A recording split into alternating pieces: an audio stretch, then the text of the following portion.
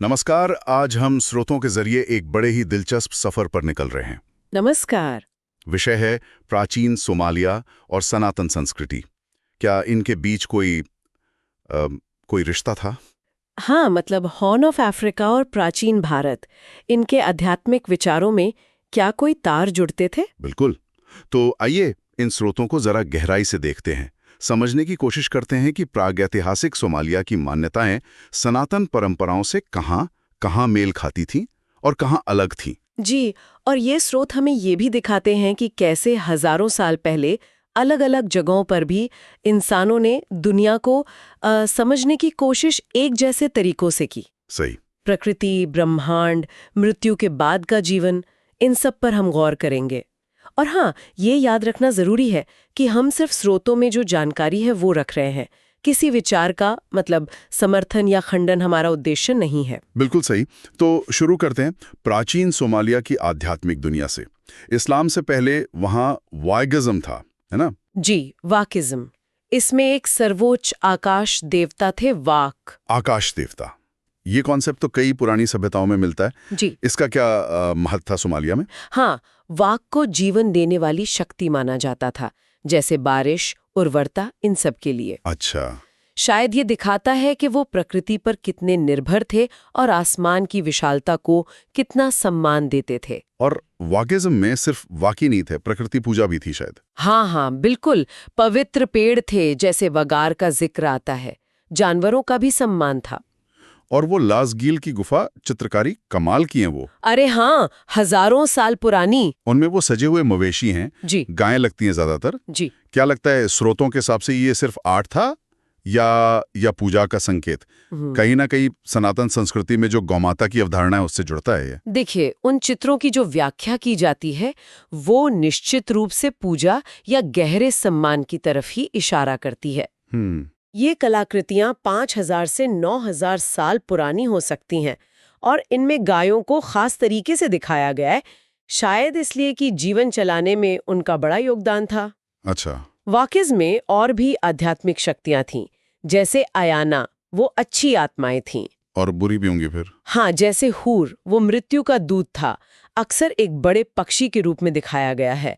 और एक निदार का भी जिक्र है, जो न्याय और सजा देने वाली शक्ति थी। अच्छा, मतलब एक नैतिक व्यवस्था की सोच थी ब्रह्मांड में। बिल्कुल। ये तो काफी दिलचस्प है।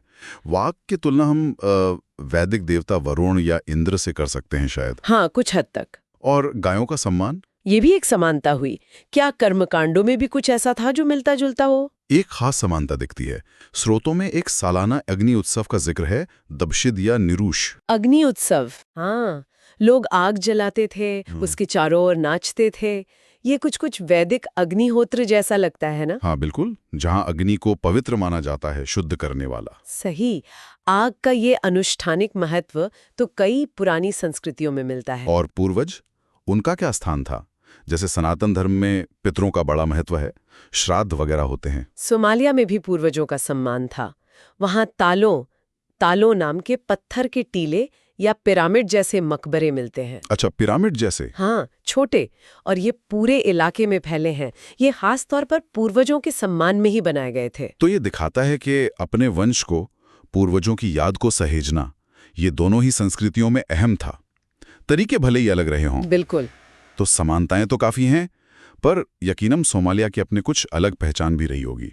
ये तालो जो आपने बताया, ये तो अपने आप में यूनिक लगते हैं। हाँ बिल्कुल, ये तालों, और इससे भी ज्यादा रहस्यमयी है वो अज्ञात लिपियां जो प्राचीन सोमाली जगहों पर मिली हैं। लिपियां जिन्हें पढ़ा नहीं जा सका। जी हाँ। आज तक पढ़ा नहीं जा सका है।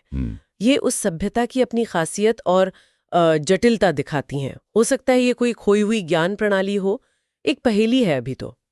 ये अनोखे तत्व हमें याद दिलाते हैं कि हर संस्कृति का अपना एक अलग रास्ता होता है विकास का। फिर 7वीं शताब्दी के आसपास इस्लाम आया, उसने वहाँ के धार्मिक माहौल को कैसे बदला? इस्लाम धीरे धीरे वहाँ का मुख्य धर्म बन गया। लेकिन दिलचस्प बात यह है कि पुरानी मान्यताएं एकदम से खत्म नहीं हुई। अच्छा। हाँ, हमें वो देखने को मिलता है जैसे सिंक्रेटिज्म, सांस्कृतिक समन्वयवाद। मतलब पुरानी और नई चीजें मिल गई? बिल्कुल। कुछ पुरानी रस्में, जैसे आत्माओं को शांत करने के लिए मिंगीस नाम का अनुष्ठान, या वो दबिशिद उत्सव के कुछ हिस्से वो इस्लामी परंपराओं के साथ कहीं न कहीं घुल-मिल कर बचे रहे। लेकिन फिर भी अंत में नतीजा काफी अलग रहा। सोमालिया तो मुख्य रूप से एक इस्लामी संस्कृति बन गया, जबकि भारत में इतने बाहरी प्रभाव आए, फिर भी सनातन धर्म काफी हद तक अपनी निरंतरता बनाए रखने में सफल रहा। सही कहा।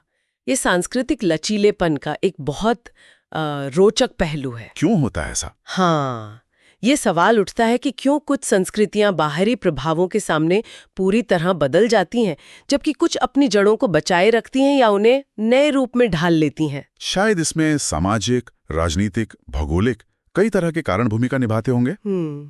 तो सोमालिया और भारत की प्राचीन संस्कृतियों में हमने दिव्यता, प्रकृति, पूर्वजों को लेकर कुछ गहरी समानताएं देखी, और साथ ही महत्वपूर्ण अंतर और उनकी अपनी खास पहचान भी। जी। लास गियल की कला से लेकर वैदिक ऋचाओं तक ये मानव इतिहास की विविधता और उसके जुड़ाव दोनों को दिखाता है। बिल्कुल, और ये हमें सोचने पर भी मजबूर करता है। जब हम इतिहास की इन साझा जड़ों को और फिर इन अलग-अलग रास्तों को समझते हैं, जैसे सोमालिया और भारत के मामले में हमने देखा, तो क्या इससे आज की दुनिया में जो अलग-अलग संस्कृतियां हैं, उनके बीच आपसी समझ और सम्मान बढ़ाने में कोई मदद मिल सकती है? ये एक अहम सवाल है। हाँ, इन सांस्कृतिक यात्राओं का अध्ययन हमें सिर्फ अतीत के बारे में नहीं बताता, बल्कि शायद वर्तमान और भविष्य के मानवीय रिश्तों के बारे में भी बहुत कुछ सिखाता है। धन्यवाद।